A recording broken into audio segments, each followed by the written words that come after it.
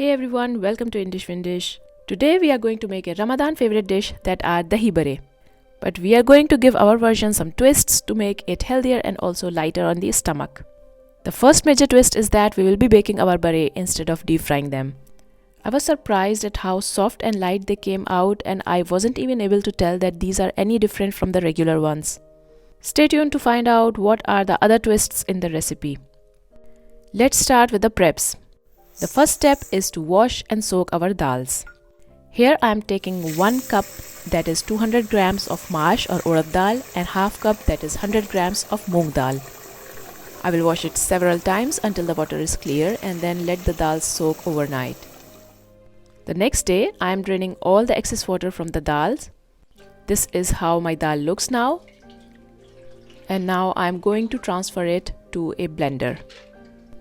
To this dal, I am going to add a few ingredients that are half teaspoon of cumin seeds, about 5 centimeter piece of fresh ginger which I have peeled and roughly chopped, 2 green chilies which I have also roughly chopped, 2 teaspoons of salt, and 200 milliliter, that is about a cup of water.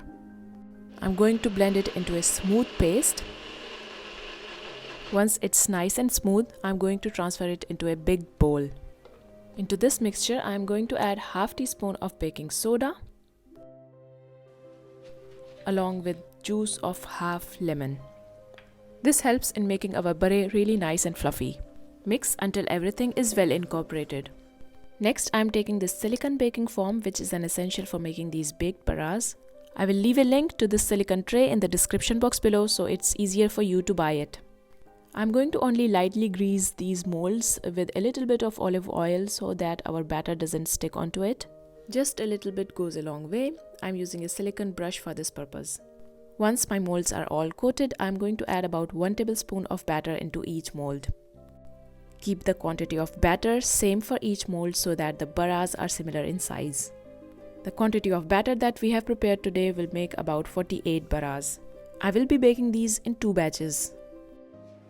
Now I'm going to put the tray into my preheated oven and bake these at 180 degrees Celsius for 15 minutes.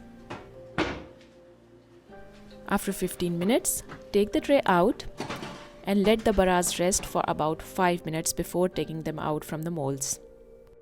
In the meantime, I will prepare some water to let the baras soak in. Here is some warm water to which I am going to add a pinch of hing or asafoetida. You'll find this at most of the Indian stores. Since Maash or urad dal could be particularly heavy on the stomach, adding hing helps in digesting it. Adding the hing into the water and giving it a quick mix until the hing is dissolved. Let's see from up close how our baked baras have turned out. Look at all the air pockets, the fluffy texture. These have turned out so soft and nice. I usually freeze half of my baras at this point. I transfer them into a Ziploc bag once they have reached room temperature and throw them into a freezer. When you need them for consumption, you will follow the same steps that I am going to show next. Now I am transferring my baked baras into my hing prepared water. The baras will come out of the molds quite easily now. Make sure that all of the baras submerge nicely into the hing water. Let the baras soak for about 10 minutes into the water. In the meantime, let's prepare our dahi mixture. I actually use kefir instead of yogurt for my dahi baras. You can find kefir at most of the grocery stores in Germany.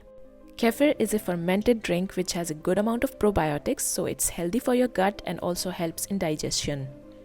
It tastes very similar to yogurt, but of course you can use yogurt instead if you don't have it available nearby. To this, I'm going to add 1 teaspoon of roasted ground cumin, half teaspoon of red chili powder, and half teaspoon of black salt. Giving it a really good mix. And it's ready. Now let's get back to our soaked baras. I'm taking the bara out of the water, placing it onto my palm and pressing it gently with my fingers to squeeze out the liquid. You don't need to take all of the water out from the baras, just gently squeeze it to take some of it out. Be gentle, otherwise the bara could break.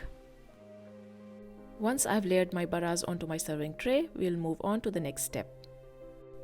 Now I'm going to pour some of the dahi or the kefir mixture into my baras. Just enough to cover all my baras nicely. And what even are baras without chutney? I'm adding my homemade coriander and mint chutney and my date and tamarind chutney. Both of these chutneys are linked in the description box below. Some chaat masala goes on top as well. And finishing it off with a garnish of pomegranate seeds and some coriander leaves. Okay, so our dahi baras are now all ready to be served. Serve these to your family, to your guests, and they won't be able to tell that they are any different from the regular ones. They are incredibly soft and super delicious, and the best thing is that these are non-greasy and light on the stomach. You won't have a heavy feeling after consuming these, which is often the case with the fried ones. Do try these and let me know in the comments below how they turn out. I will see you next week with another recipe. Until then, bye bye and take care.